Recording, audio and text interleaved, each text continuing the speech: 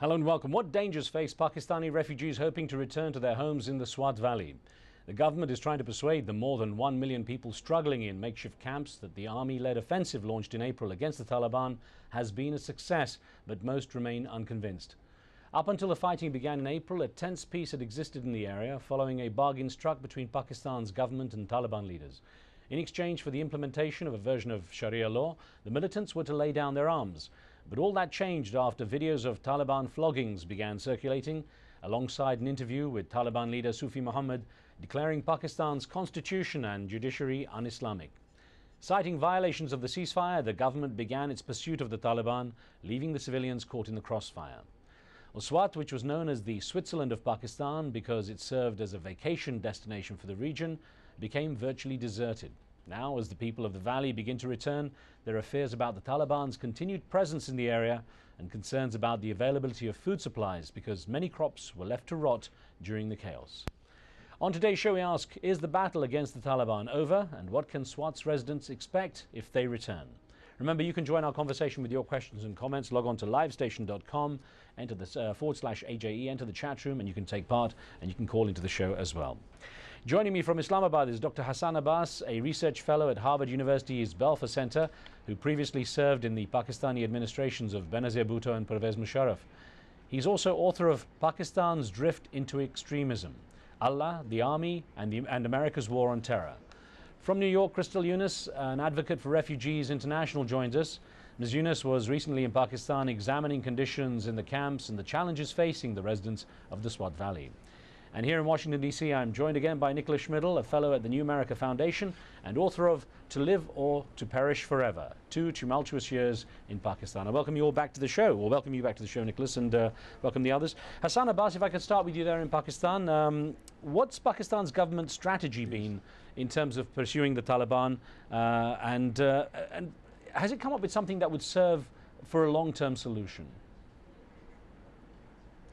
I think the battle has just begun because in Swat area, this is only one of the areas which were considered part of the crisis, part of the trouble. The long-term strategy is that first to clear the area, which the military has just done, and the second stage is to hold, which will be a very difficult task because some of the militants, Taliban militants, I guess, have moved into the areas where the refugees or internally displaced people are. There are others who have moved into the area towards FATA and other parts of NWFP. So the strategy is being developed in the process. In the long term, it will really be defined whether the commitment of the military stays, which I think will stay there so long as people are supportive of this, right, so long as the government can ensure that they are going to handle this in a sustained way.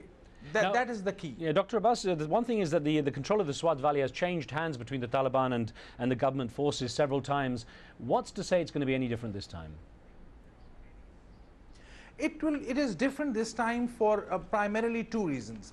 One, by and large, the people of Pakistan are standing behind this operation this time. As you very rightly mentioned in the introduction, on this occasion, people realized that Sufi Muhammad and all the other militants, what was their worldview? Previously, there was some skepticism that maybe they are waging a war which has some justification. Now the people, by and large, are clear that it is dogmatism, it is narrow-mindedness which define Taliban. So people's support is there. And now there is political support. Military needed this. So this time this is no deal or peace deal in inverted commas. That's why I think it is different this time. Okay, well, Crystal Yunus, I want to bring you in here and ask, you've been out to the camps there. What success have you witnessed, or what success do you see in persuading people to return to Swat? I think the situation is extremely complicated, and the government might be a little too prompt in pushing people to return home. There's a precedent for that. A few months ago, there was about 500,000 displaced from FATA, from Bajour agency in particular, that went largely unnoticed by the international community. But these people were the first, let's say, civilian victims of the military operations conducted by the Pakistani government. These people were in camps, and the Pakistani government pushed them to return to Bajour when the situation was not yet stable. Many of them did return and had not to go back and to be displaced again because their villages were bombed one more time. The Swat Valley may have been cleared of most of its militants, but the combats are still going on. I mean, there have been reports in the last couple of days, of violence happening there, and certainly the international community, the United Nations, have not been able to go and assess the conditions that are currently there and assess whether they are appropriate for people to return. Until there really is an objective assessment and a green light by humanitarian agencies, we are extremely concerned that this is going way too fast. Well, let me bring in Nicholas Schmidl here, and good to have you back as well. And I wonder, from your perspective, what effort has been made to make the Swat Valley, I mean, long-term, secure in the long term. What successes have you witnessed? Well, I mean, I think, as Dr. Abbas said, that the Pakistani government has done a very good job of clearing the area. There are two factors, though, that still remain. The people are not going to feel safe going home until they know that the leadership of the Taliban has been taken out.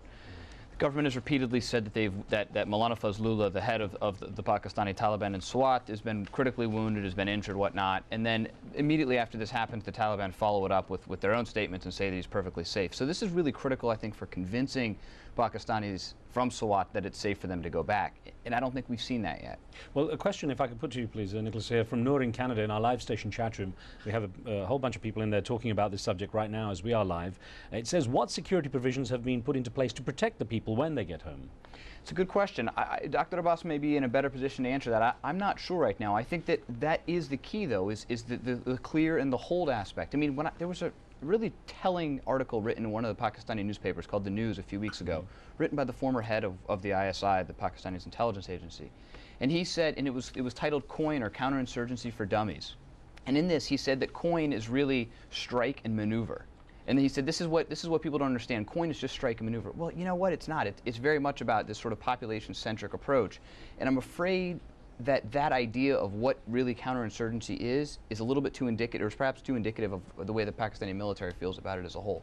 Actually, let me ask Crystal Yunus this. From your experience in the camps, did you get a sense that the people there have a huge sense of insecurity about going back? That because they, you know, as you've described and as we've seen, people have gone back, experienced that they've been bombed again, they've been displaced again. Are you finding that there's a huge sense of insecurity about what their future is? Absolutely. I think people are very clear as to what they need to be able to return and to return safely. Of course, the cessation of hostilities is the first condition, but people are also very concerned that without the establishment of civilian institutions, the establishment of civilian governments, and the establishment of rule of law and security, the same conditions that allowed for the development of those militant groups will still be there and will have the same consequences. So until these criteria are met, people are feeling very uncomfortable about returning. Well, Dr. Hassan Abbas, a question, if I might put to you, we got through our Facebook website from Daoud Ghani in Rome in Italy, who wrote in saying, who is training, arming and financing this bunch of brutal Taliban? There are many sources. They were local sources. There were people who were getting funds from all across Pakistan in the name of jihad, in the name of religion, in the name of religious battle. Then there's this constant source of money from some of the Gulf and Arab countries. This is the, by and large, the accepted notion. Now there's a conspiracy theory here as well.